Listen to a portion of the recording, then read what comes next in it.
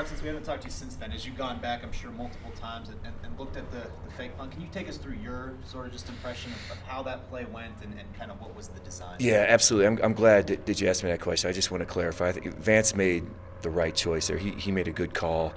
We practiced it all week against that situation right there, and Buffalo really walked right into it. They gave us exactly what we wanted. We needed a shot in the arm in that moment, and Vance made the right call.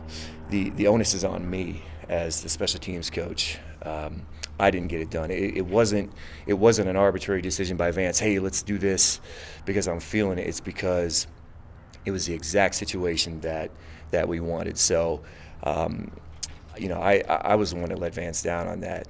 We had a player report late, and so we didn't get the element of surprise that we needed for that scheme. And then we had a snap that was high and inside, and that took the running back off the course, and so the whole thing broke down. And that's on me. That's on me. I gotta be better there.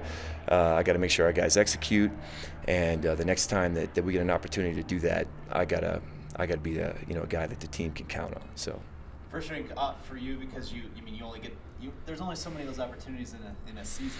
Yeah, exactly. Which is why I repeat, I gotta be a guy that Vance can count on in those situations, and I didn't capitalize right there. So that's on me. When you say the look you wanted, you're talking about like the offensive line that you had to be able to just essentially push them off. Correct. You create a mismatch by sending your starting offensive line back on the field, and if they are lined up with their punt return personnel, there's an obvious mismatch there. So even with our player reporting late on the field, we still had the mismatch because they didn't match personnel, and they were even trying to call timeout, but the ref didn't see it, and so we still had the look. So, and that's why we ran it. It's just we didn't execute it, and that's 100% on me. How difficult is it to draw up a play with guys that you probably don't coach often with the offensive line, and that unit isn't together a lot? Yeah, that's one of the challenges of putting in a scheme like that, and I obviously didn't put enough time into it because we have really good players on our offensive line. We have a great center in Matt Paradis who is always money, and so again, I put those guys in a bad situation. That's on me. What happened on the Jamal Carter lined up? Was he lined up wrong? He simply just wasn't. He wasn't on the line of scrimmage. He was lined up a little too deep, which was a shame because that nullified a great punt, a 59-yard net punt, a great play by Cody Latimer. Again, that's on me. I mean, I gotta make sure our rookies are up to speed and doing things correctly. What kind of tone do you take then, kind of in the meetings when you talk to players, when you're trying to kind of build off that? I mean, you kind of want to make sure it doesn't happen again. Is it kind of, do you kind of reassure? How do you make sure that doesn't happen again when you talk to them? Well, yeah, you come in and you lay down the tone from meeting one of the new week.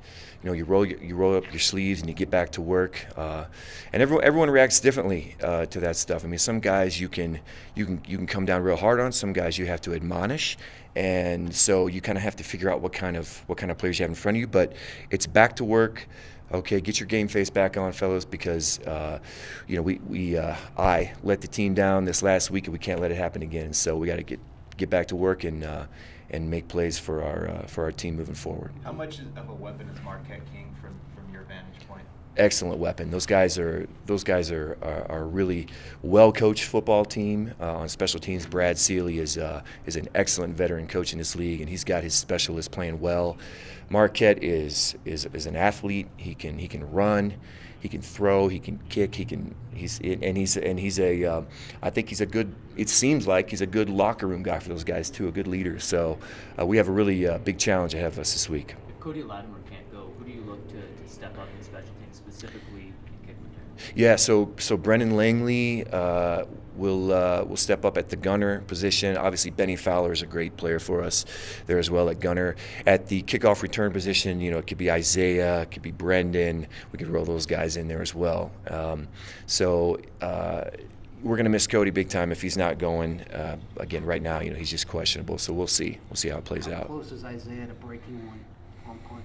Oh, he's always a shoestring tackle away or one block away, and he's exciting, and the guys know that. And so we just look forward to everyone, getting an opportunity to get the ball in his hands. Because as good as King is, because he blasts it, sometimes at altitude he might outkick the coverage. There might be some open field for him. You're right. That happens to a lot of punters when they come up here. They don't take that into account, and it gets away from them sometimes. But look, those guys are really well coached, and I know Brad Seeley will have those guys dialed in, and so we got a big challenge ahead of us, no question.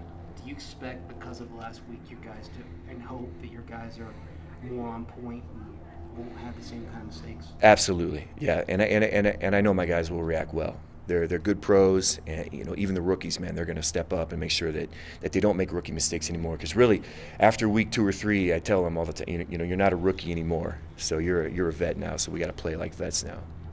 Mm-hmm. All right. Thank you. Yeah. Thanks, you guys. Appreciate it. Thanks.